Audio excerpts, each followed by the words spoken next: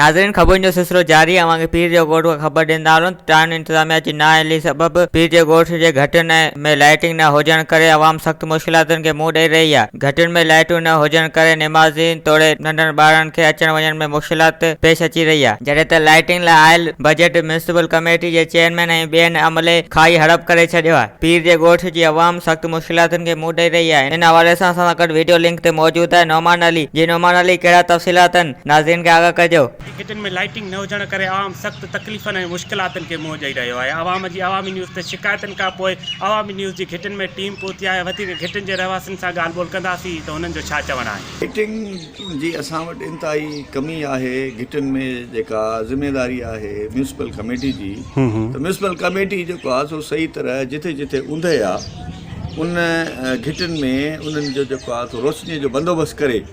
पर असां वटि इनखे का बि तवजो नथी ॾिनी वञे, को बि ध्यानु नथो ॾिनो वञे। असांजे घिटियुनि में ऊंधे आहे, उन खां पोइ असांजे जेको आहे सो जेके घिटियूं आहिनि उहे घिटियूं टुटी फुटी वियूं आहिनि, हेठि मथे थी वियूं आहिनि। उनजी का बि जेको आहे सो तव्हां म्यूनिसिपल इंतिज़ामिया खे चयो आहे इन हवाले सां?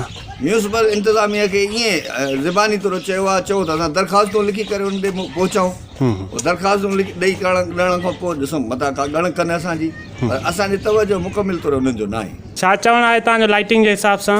लाइट सर इन घिटी में न आहे, बल्ब ई न आहे लॻल, सॼी घिटीअ में ऊंधे लॻी पई आहे। राति जो कुता वुता नंढड़ा ॿारनि खे कढ लॻनि था, टियों ॾींहुं आहे चौथों ॾींहुं कुता। अच्छा, तव्हां म्यूनिसिपल इंतिज़ामिया खे हाणे कहिड़ी अपील पिया कयो? असां चवंदा लाइट लॻी वञे। जीअं त तव्हांखे ख़बर आहे त हिते लाइटिंग जी तमामु घणी कमी आहे। तव्हां ॾिसी था सघो हिते किथे बि लाइटिंग असांखे नज़र नथी अचे। राति जो जॾहिं बि असां निकिरंदा आहियूं त लाइटिंग न हूंदी आहे, असांखे तमामु घणी किलत महसूसु थींदी आहे, असांखे तमामु घणी दुश्वारी महसूसु थींदी आहे। असां राति जो काॾे वञी न सघंदा आहियूं ऐं राति जो कोई बि कमु हूंदो आहे असां उहो कमु न करे सघंदा आहियूं रुॻो लाइटिंग जे करे। अच्छा, कंहिंखे चवरायो आहे लाइटिंग जे?